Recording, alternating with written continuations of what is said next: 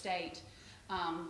Elizabeth Rack was the chair of the building committee when I was hired in 1998. This campus was already under construction. She had been very active on the Friends of Noka board, and she was the one driving the architects, the contractors, the faculty, the whole team, design team. Elizabeth chaired that committee. She had been very involved in Noka's founding. She'd been a member of the Orleans Parish School Board at one time. As you remember, the original project was a partnership with the Orleans Parish School Board, since Noka was an Orleans Parish school in 1998 up until 2000. She's been an incredible mentor to me ever since I became involved in 1998, and I'm very grateful that she has just finally left New Orleans and moved to Houston, so she flew back in this afternoon to be a part of talking about her history. And even more significantly, she was the first president of the state NOCCA board in 2000, the first president elected as NOCCA was becoming a state agency and becoming a new institution. So Elizabeth, thank you for coming. I'm delighted to be here. And then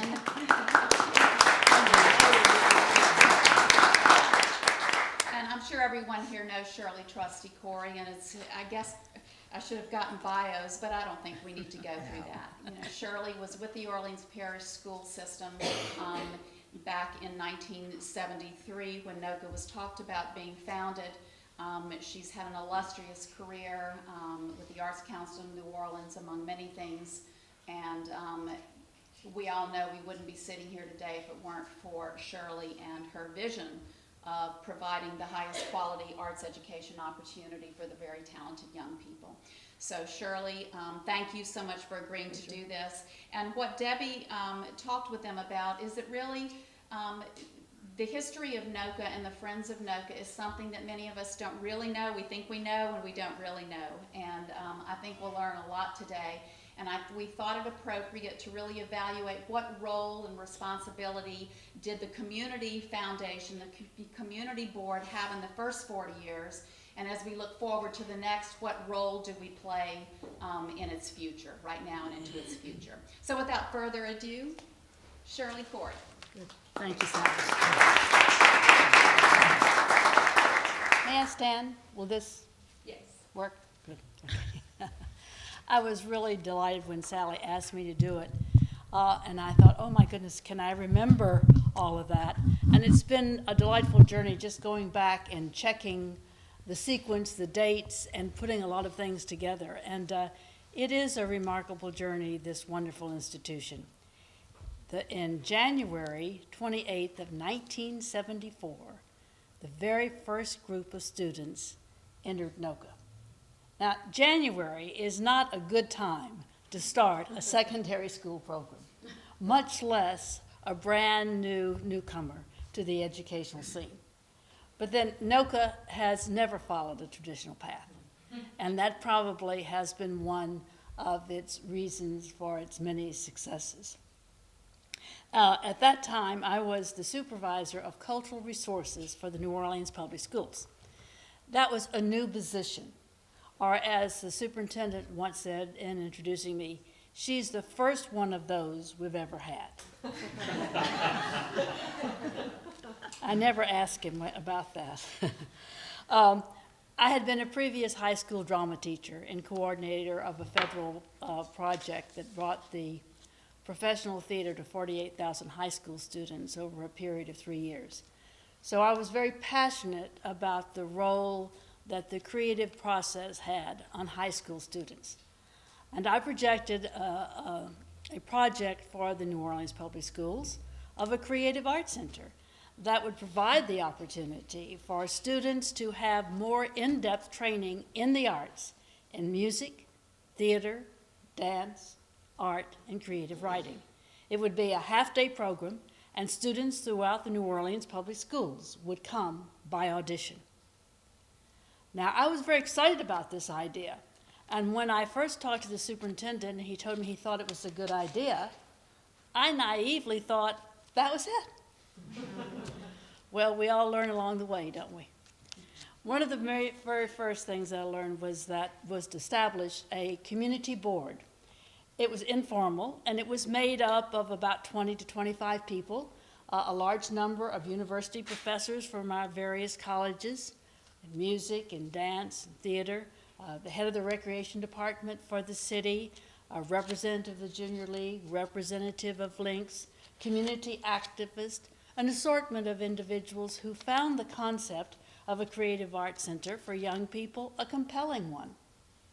And so we engaged, and their role was absolutely indispensable. They were a sounding board, they were an advocacy board, they were the glue, and finally the foundation, the soil upon which the school began to have a toehold and began to move forward.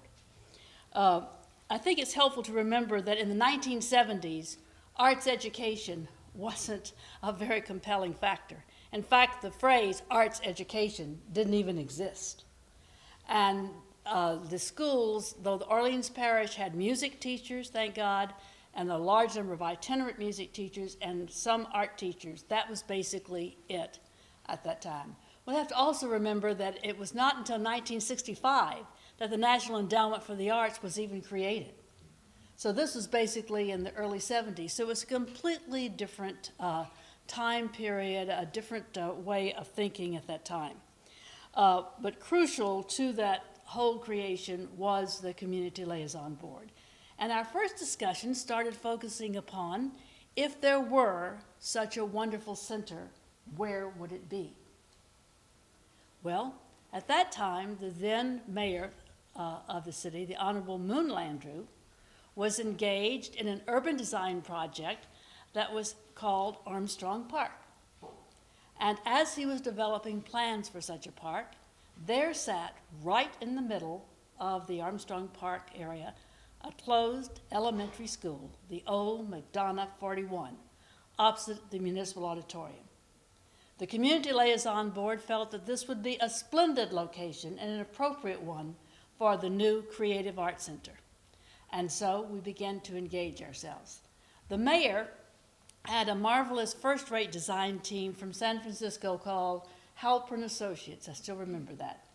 We were very fortunate in that I was able to obtain a small feasibility study from a Ford Foundation agency affiliate called New Schools from Old. Was that a fit? And so we were able to first institute a meeting with the city architects and our charrette team in the basement of City Hall. And we maneuvered to have them agree to the idea that a charrette would be done on McDonough 41 as a potential center, and that whatever the report was, it would officially be given to the city as part of the planning process. Excitement was high. The charrette was intent. The word began to get out in the community. The newspaper was paying great attention to all of this because of the importance of the plan for the city of New Orleans. And the potential idea of a creative arts center was an enticing one, an engaging one. We were going full steam, again with a great deal of just word of mouth and advocacy. We even stopped the bulldozers. That was a great day, I still remember that, and stopped them from demolishing McDonough 41, at least until the charrette was being done. But the real change came on the evening of the reporting out, or as we later called it, the shootout. It was held at the home of one of our Community Liaison Board members, Muriel Boltman Francis. It was held at her solarium. If you may remember that, the Boltman Funeral Home was in the corner of Louisiana and St. Charles. It's now Fresh Market today, but her home was right behind there. And all members of the Community Liaison Board were there, as were the two teams of architects. And most importantly, the superintendent of schools was there. And I brought, and I want to give this to the archives because I found this in my records, this record of the charrette where the team went into the school and proposed a plan.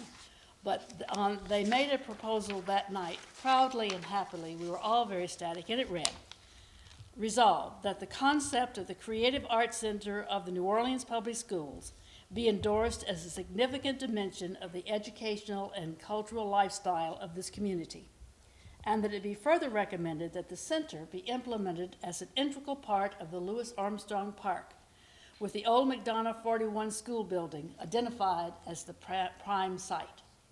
The evening was jubilant. A week later, in the paper, the city announced that it would be going forth with the development of Armstrong Park without a creative arts center, and that McDonough 41 would be demolished. We were devastated. About 3 weeks later, Dr. August Staub, who was a member of the Community Liaison Board, and also the head of the theater department of LSU NO, that was out at the lakefront, that's before it was UNO, came and said, Shirley, we are opening our first liberal arts building, the theater and music department. We have 4 classrooms that are available on the 3rd floor. Would you like to use them for the Creative Arts Center? Ah, absolutely, let's do it. And so we determined that we would. We went to the superintendent, who was excited, and put forth a budget as part of a career education proposal that was going to the State Department of Education, that we would hire teachers for career education who would be the teachers at the Creative Arts Center. We all were concerned with the fact that we were starting with just theater and music, though we were ecstatic at the opportunity of being started at all. But the desire for having a visual arts component also was extremely strong because of the recognition of this art form in all of our lives. And so we approached the New Orleans Museum of Art, who told us that they thought it was a lovely idea, but they had no room. Oh, we said, there is a room, and the basement of Wisner Center, and most importantly, it has a sink. And what else do we need to do but to start programming? And so they happily gave us that. And therefore, on January of 1928, 1974, the first students came to UNO. I'd also like to say and give a great tribute to the head of your media arts department, Paul Werner, who at that time was a graduate student. And we often tease about the fact that we pushed him out and he lost his space, but he was very gracious about it and telling us. So Paul, a nod to you. It's nice to be back, just kind of telling this story again. The first semester was very exciting. During the first week of the school, we received a $30,000 grant from the National Endowment for the Arts for visiting artists, an enormous sum of money, particularly at that time. But it helped to instill the importance of visiting artists for master classes. It helped to establish us as more or less as a professional training program. It began to make clear the intent and the direction of the school. We bused the students from the museum over to UNO every Wednesday and had an interdisciplinary or humanities class every Wednesday afternoon.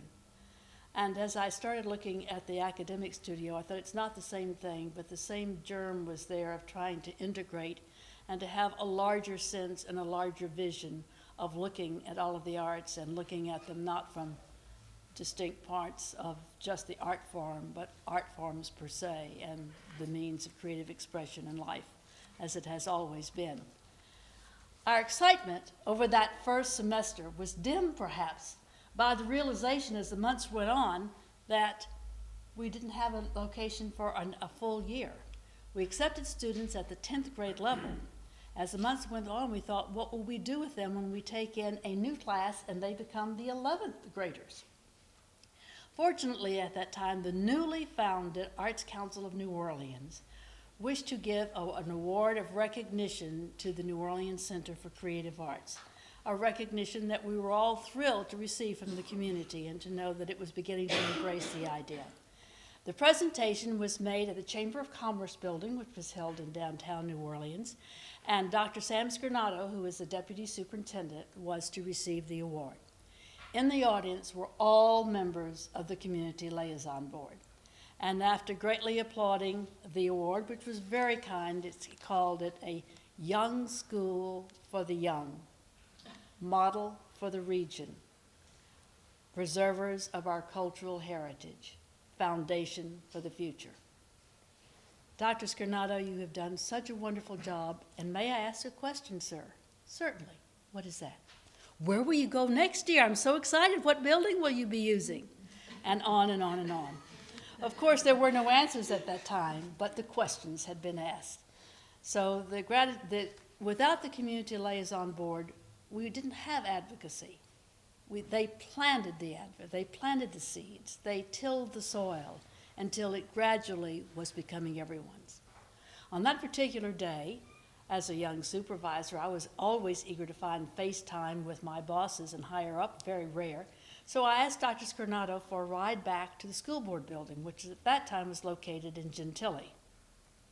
We talked, and we talked, and we talked. And happily, by the end of the trip back, he said, all right, I'm going to give the Creative Arts Center the old LaSalle Elementary School, which was an elementary school building that was slated to be closed for attrition of population, located in uptown New Orleans.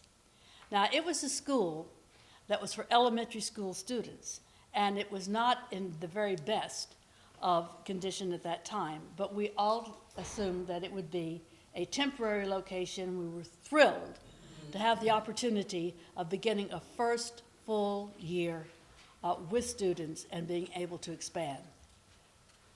We stayed at that school temporarily for 26 years. With the school, though, happily, we were able to move from music and art and drama to an expanded curriculum that included dance, jazz, and creative writing. And this was quite an expansion for the school. We were elated. And so the New Orleans Public Schools had established for itself a creative arts center providing more in-depth training and opportunity for students on a half-day basis at the LaSalle Elementary. Key to the concept of the entire school was the artist-teacher concept, which is the key and backbone of the training and the attitude in selecting the faculty today. It was very important that that concept become a reality and that it become clear in as many ways as possible as we could exchange it. I remember two stories that I do want to tell briefly because I think they best give you the day-by-day reality of what we were about. We were going to hire a dance teacher, and there was a marvelous supervisor of personnel for Orleans Parish at that time called Buff Bison. He was an ex-Marine, and he was a marvelous man, and he was going to make certain that everything was done correctly, and he was absolutely going to make certain that I was going to do everything correctly, and that we were not going to have any shenanigans with this Creative Arts Center. Yes, sir. And so whatever he said we should do, I said fine. And along the way, we were to have, we could have experts in the field. I said fine, he had teachers in the field. He assumed I was going to bring in 2 gym teachers to sit on the committee to do the dance. And I said, well, if I have your permission to select someone, I'll have the names for you, tomorrow, the next day. With a grant from NEA, I called and asked Royas Fernandez and Melissa Hayden with the New York City Ballet to come and be on the committee.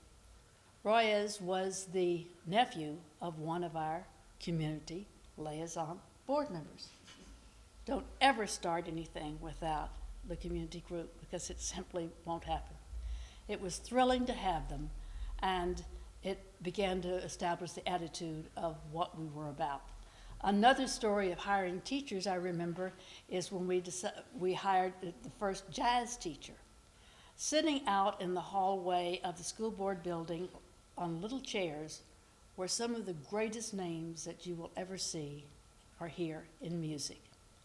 Inside, we had the committee, and on the committee was the great Alvin Baptiste, who had served as jazz artist in residence and with whom I had worked very closely in the Cultural Resources program, and Dr. Bert Bro, who was our first head of the vocal music, of the instrumental music program. There were 2 gentlemen of particular interest who were chatting, and they were the last 2 to be interviewed. One was the great Danny Barker, who was listed as one of the great jazz masters by the NEA a number of years ago. He's now deceased. And the other was a gentleman named Ellis Marcellus, and the rest is history.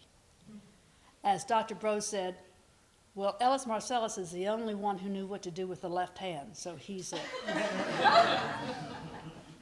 I love that story, and that's very true.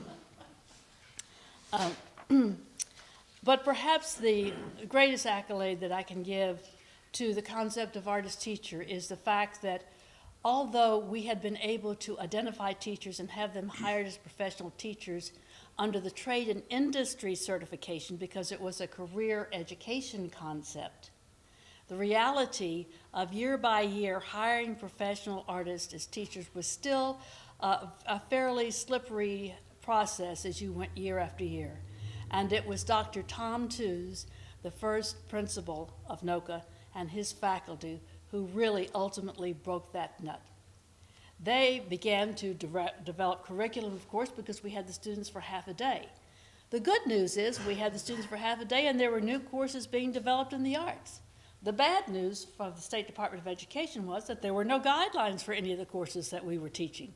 Therefore, there was no certification for such a thing to be taught. Therefore, we were illegitimate. Well, Dr. Tews and his faculty began to work with the Louisiana Board of Certification and were able to help write the guidelines for that identified demonstrated ability as an artist as a prerequisite for teaching the courses. And that is why we've been able to continue doing that today. And I know that as the history of NOCCA goes on, there are a lot of little technicalities. I can remember Susie Hyland of your staff, Kyle, telling me a number of years ago just some little fine things they were still getting through on that. So it's a great tribute to the State Department of Education and to Orleans Parish that that was able to happen and that we were able to keep the artist-teacher concept as a very special one within the schools. The last thing that I want to say before I ask Elizabeth to pick up the next part of the link is the fact that from the very beginning, the Community Liaison Board always provided not only the sounding board, the lobbying, the advocacy, but they gave that margin of excellence. On the first year when we were trying to go to the New Orleans Museum of Art, one thing that I didn't say that was very important in reference to this is that there was no money to hire an art teacher. And so we determined that the community board would pay half of it, of a salary, if the school board would pay half of it. So we went to the school board and asked them, and they did, and they did, and they did, and we did, and we had an art teacher. And thus was the beginning, Sally, of fundraising of the Community Liaison Board, which continues to this day. So they began to pick up that margin of excellence from the very beginning to make things happen that would not have happened without their intervention. And so NOCCA began to prosper, and always the community board was excited and recognized the need for a facility that would be an appropriate facility for such a school, because we certainly weren't going to stay at LaSalle any longer than necessary. And as that began to bubble, I pass over to my partner. My turn. Good.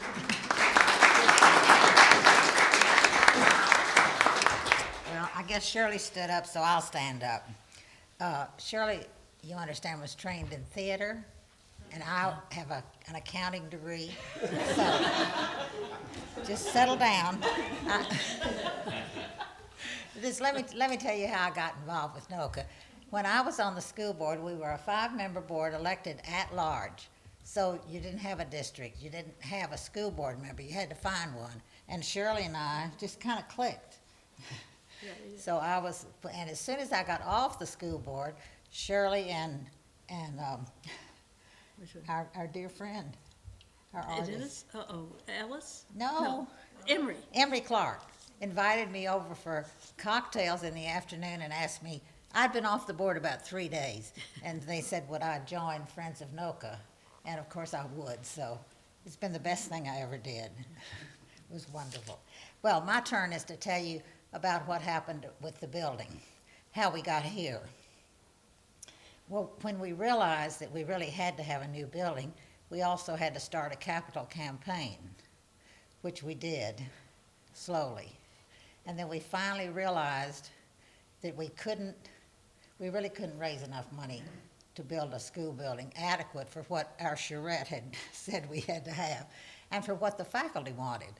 So we determined that we had to take another tack and patterned our lobbying after the Audubon Institute and their money. You remember, Elizabeth. All of these people could tell a better story than I could. But anyway, what we did was we went to the legislature, and thanks to Senator Dennis Bagneris, we could not have done it without him.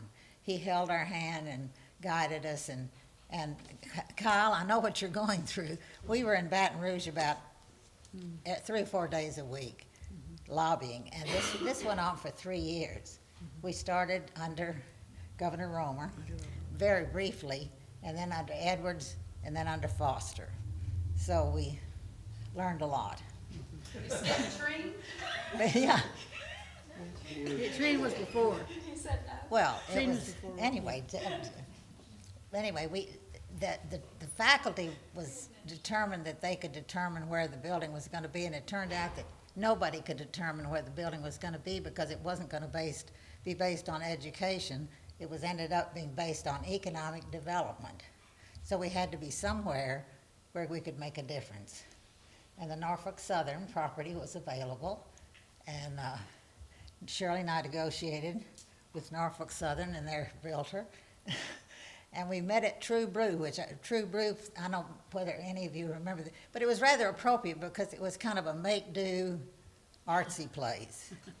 So it worked. It worked anyway. We negotiated with Norfolk Southern and ended up with their selling the property to us and making a donation of the buildings. Well, there were 5 dilapidated buildings on this property, 3 of which we tore down, and we saved 2, one of which is this one that you're in today. So it was really and a lot of the faculty said this was too far, it was a dangerous neighborhood. There were all kinds of arguments about it, and Sally can tell you we went through.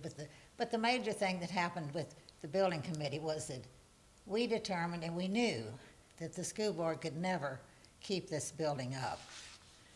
They probably couldn't even have paid the electric bill, or they would have had problems. Anyway, we decided that we had to go to the state and ask the governor to make it a state agency so that we could have state funds and be under the governor's budget. And that was I can't tell you how hard it was for the school board to give NOCCA up. Well, you can just imagine if they were asked to give Ben Franklin up, because it was one of the highlights of the system and something they could look at as a success. And to their credit, they fought a long, hard fight, but we did finally win out. So I want you to remember that you're under the governor's budget. Kyle can tell you how important that is. But I'm glad to hear that you're getting MFP. That'll be something of a help. But the other interesting thing was the fights that we had. Also, you're starting on fighting with faculty about space. Some of the artists wanted to be here, and the music wanted to be there. And but it was an interesting, exciting time to be a part of all this building and to know what's happened and what it's done for the neighborhood. Honest and truly, it's been economic development. So I'll answer any questions. I'm not going to go on and on. Okay. You want me to go on and on? Because I could. I'll pick up the ending and then we'll ask if they have any questions. Okay, let's do. Okay. Good.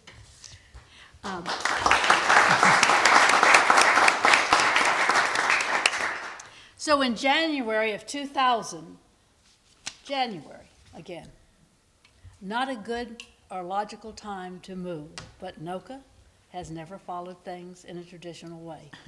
In January of 2000, the student body and faculty of NOCCA left uptown New Orleans and came to a new professional facility in Marigny, this wonderful campus.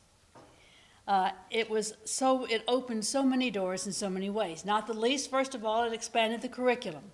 There are 3 departments that were added because of the space: the media arts, theater design, and musical theater.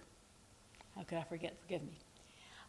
And it opened a world of possibilities to the community, but most significantly, it did change the structure from Orleans Parish to a state board.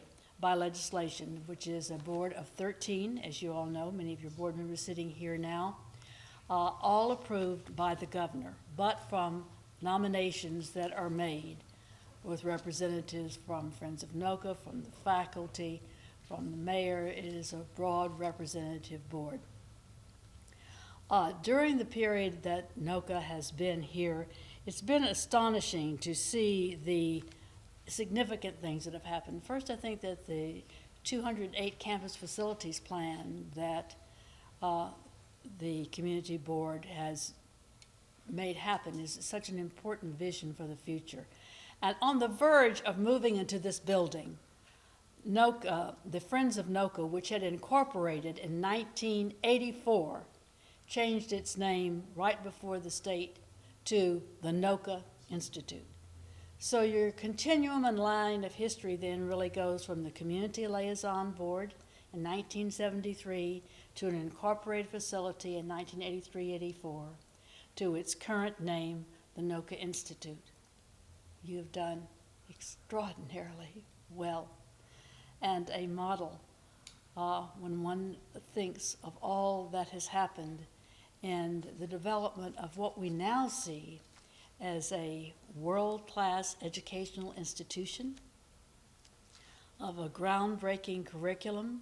Since NOCCA has been at the new campus, the inclusion and the addition, the opening of the class of 2011 of the academic studio is an unbelievable progression for this school. And Kyle, how exciting to hear you talk about getting the MFP.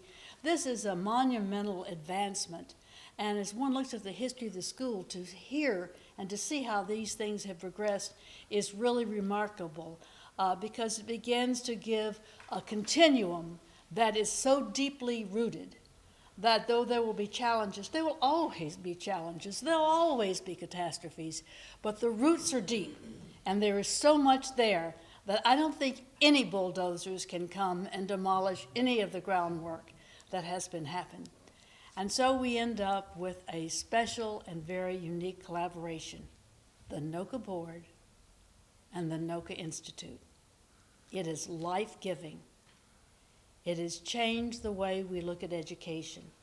It is reinventing high school education in this community. And it is giving us a new way of reinventing time and space and place as we all dream of the NOCCA of tomorrow. So, ladies and gentlemen, applause. Onward.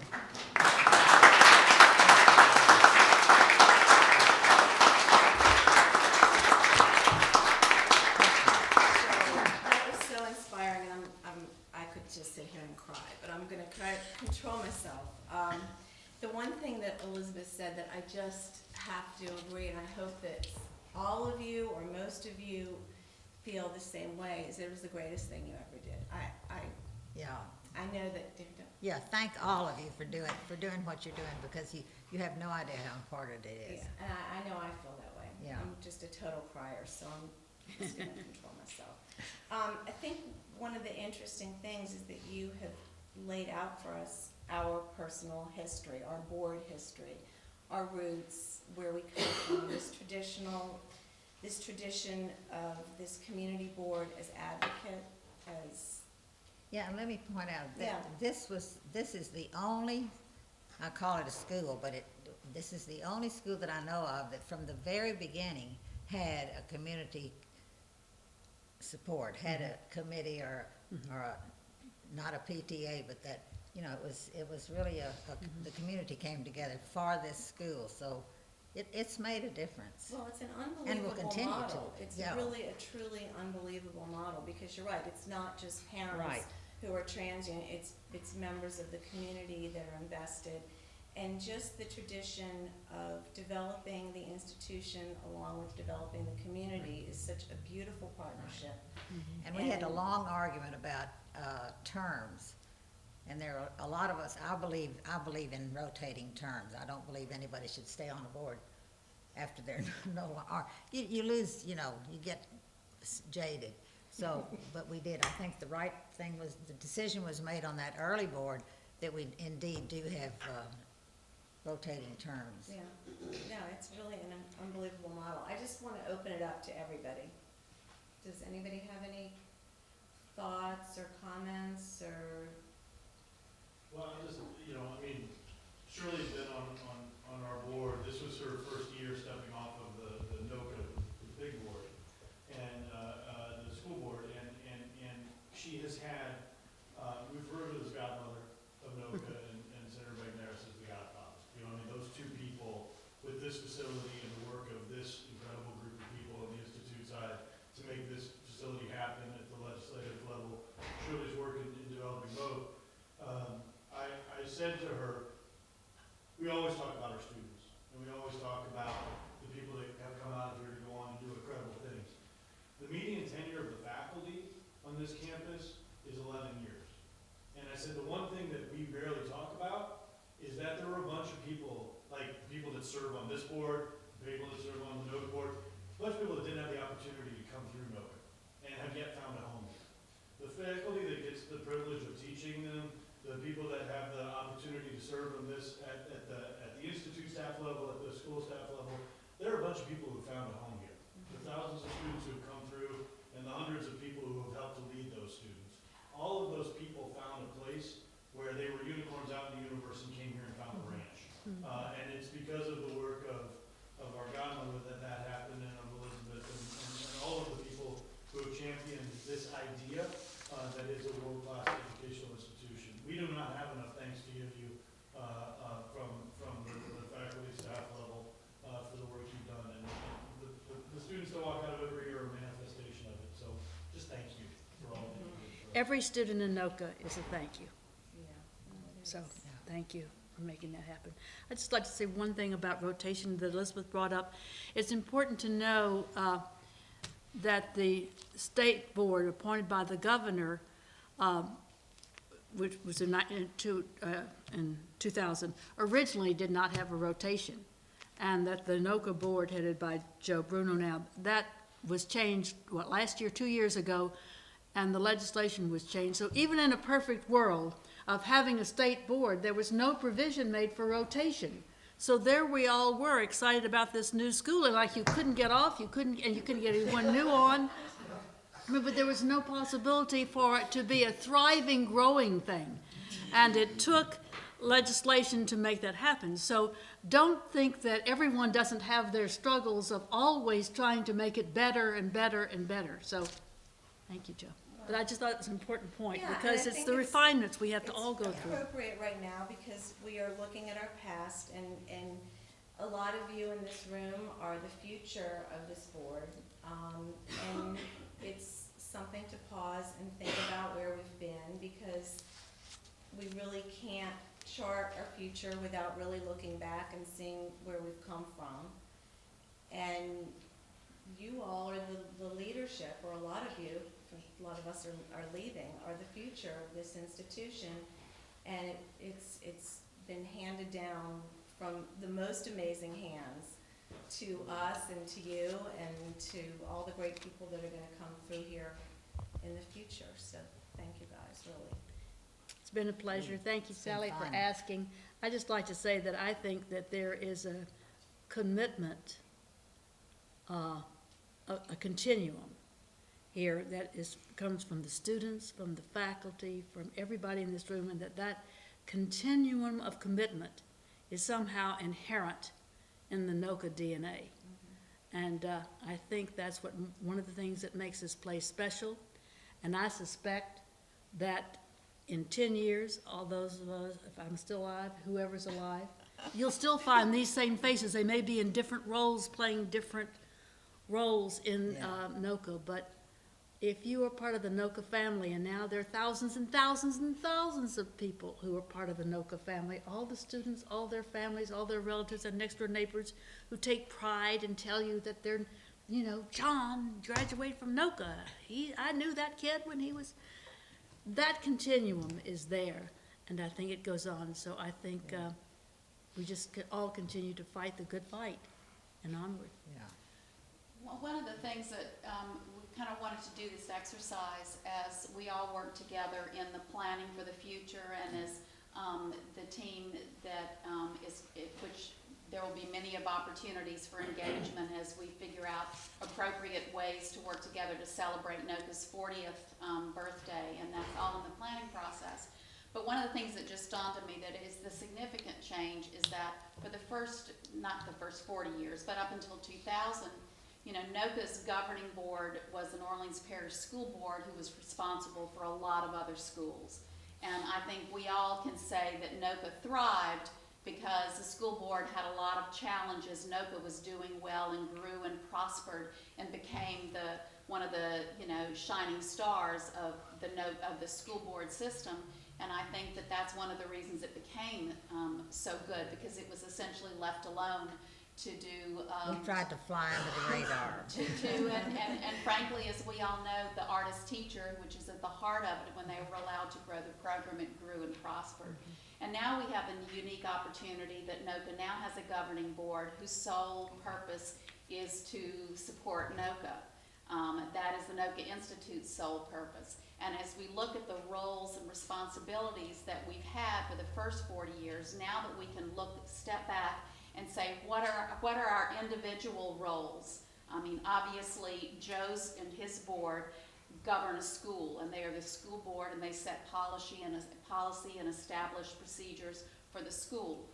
The NOCCA Institute, we fundraise for programs, we have memberships, we know what we've been doing, but I think what I'm looking forward to is the opportunity now that when you look at a Venn diagram and you look at two circles, here's the NOCCA board, here's the NOCCA Institute board, and that wonderful spot in the middle where we work together. And I think that what we now have the opportunity is to position NOCCA 40 years from now, what they'll be saying about the work that we've done to establish the foundation for the next 40 years, because I would imagine that in 40 years, no one in this room will be still sitting in this room doing governing. If they are, shame on you. We shouldn't be doing that. So I think we have the position to really now to look at the future and continue to dream, because we think, wow, we've dreamed so big, now here we are, we're doing another expansion. But you know what? I think we'll probably change a lot quicker than it took for the first 40 years. So I look forward to the opportunity. I hope to continue to work with the NOCCA board in new ways and in new partnerships and collaborations that can only, and the reason we're here is really one thing, is to give our talented young people everything they deserve, every opportunity they have to become better human beings and better artists. And that's our sole purpose and our sole mission. So I look forward to that. And Joe, I just wanted to personally thank you and Lee and Nan and Adrian for coming. I think it's time to do some great work. So no matter who's sitting in our chairs, they'll know that this is a institution that came a long way and is worth protecting at all costs. So I really appreciate you all coming. Thank you very much. And that too is a unique collaboration between the two boards, and it's from my standpoint a great one. So thank you guys. It's very unusual, I'll tell you. Yeah. It's unique. But it's wonderful. It is. Here, Debbie, take your chair. No, I'm okay. Does anybody have any thoughts or questions? Yeah, Jonathan. Jonathan? No, I would just like to acknowledge Ms. Corey, because she was an inspiration to me. You taught us how to play the blues and overcoats on Perry Street because it was so cold. We were so eager to be a part of it, it didn't matter, you know. But that in itself, it helped me to do what I do, because I can remember coming to you about 3 or 4 years after I finished from college, and I was doing the jazz outreach, and you convinced me to not accept no. So there was a program we did, and so it led me from one step to the next, a sequence of progression. And the other part was this particular facility, because when the board decided to come into this facility, and I remember the groundbreaking ceremony, y'all had the shelves and stuff, and I was saying, golly, God bless them, I don't know how you but you transformed this particular site, because they had a gala here when they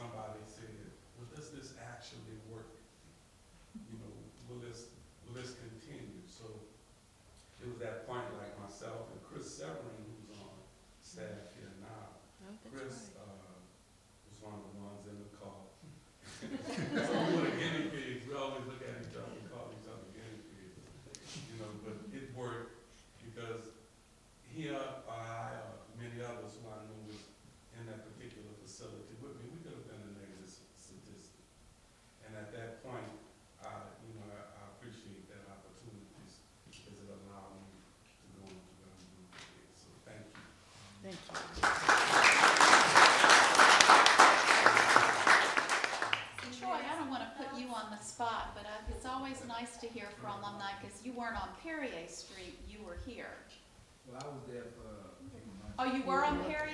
That was the 99, 2000? Not the yellow bus. Do you know, would you be comfortable to just sharing what you thought about moving from Perrier to here and what that meant to you as a musician, as a student? Well, I think for me as a musician, I was just very excited to be able to be a part of NOCCA, so it didn't matter where we were. But just coming here just inspired our students and us to come here, have a great library. Everything was just wonderful. When we came in, we were closer to everyone, and we even snuck upstairs.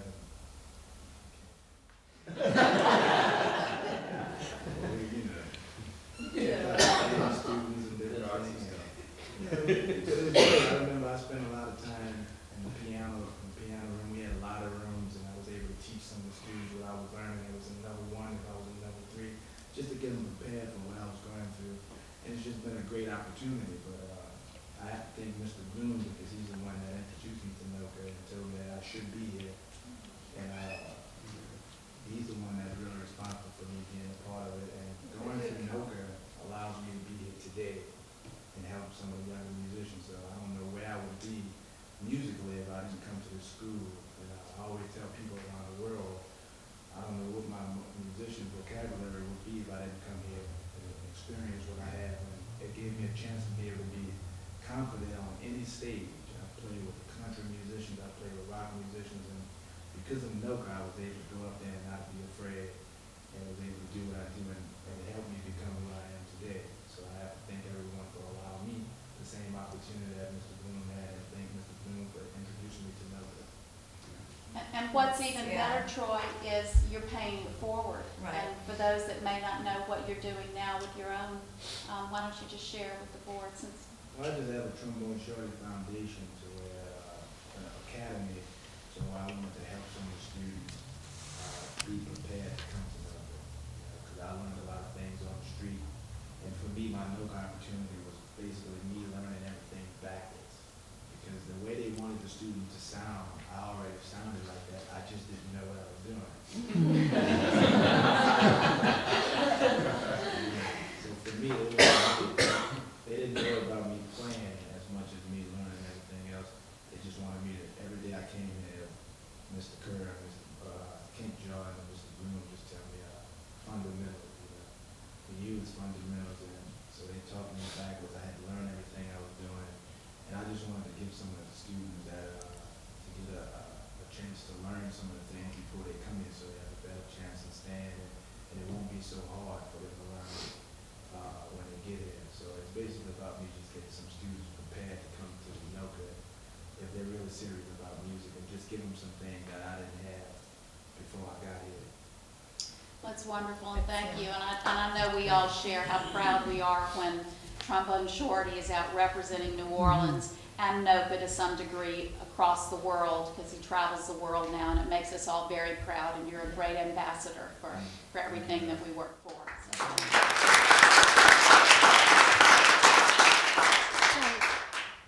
One thing, I'm sorry if I forgot this, and I'm so sorry I did. NOCCA started, okay, we had our first full class in 1975. In 1980, and NOCCA had a very fine reputation in its first years, as it does now, a gentleman named Harry Connick Sr., then district attorney, challenged the Orleans Parish School Board that the admission policy, which at that time was only for students of the New Orleans Public Schools, should include both private and parochial school students, because he had a son. And the rest is history. So I just think that's important to remember as part of the history. That is, because it was just Orleans Parish. Right. And then it became opened up to public, to private and parochial, and then it became opened up to other parishes around New Orleans before it became a state agency. So I think that's why it's involvement, so. It's an amazing continuum, and the only other part of the equation, I think, is the parents. And Jonathan, I think of your family being brave enough to entrust NOCCA with you and your education, and Troy, your family. And I just admire the parents of the children who have come to the academic studio to trust us with their children, and not just their musical education, but their academic education, and that's been another really great component of the success of NOCCA, so. And I was a NOCCA parent too, so. Thank you guys so much. I mean, this was, you know, just amazing. I thought it was very, very inspiring and helpful, and we are so appreciative. And Elizabeth, thank you so much for flying in. Oh, I'm so delighted to get back to New Orleans. We may not let you go. You may have to stay. Take away that You mean pass- Houston isn't New We're Orleans? gonna take away her passport. Is there anything else from anyone else? Thank you guys. I know it ran a little long. Any old business, new business? Okay, I need a motion to adjourn.